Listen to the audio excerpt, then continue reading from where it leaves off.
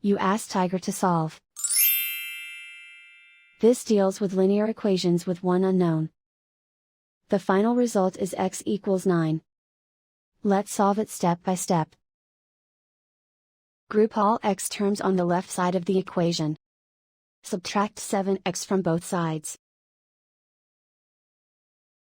Group like terms. Simplify the arithmetic. Group like terms. Simplify the arithmetic. Group all constants on the right side of the equation. Add 1 to both sides. Simplify the arithmetic.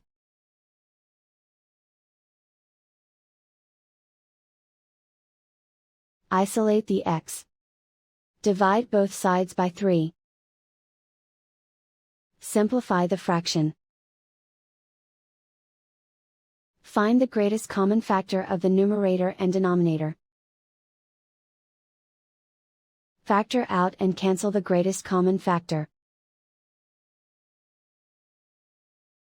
And so the final result is x equals 9.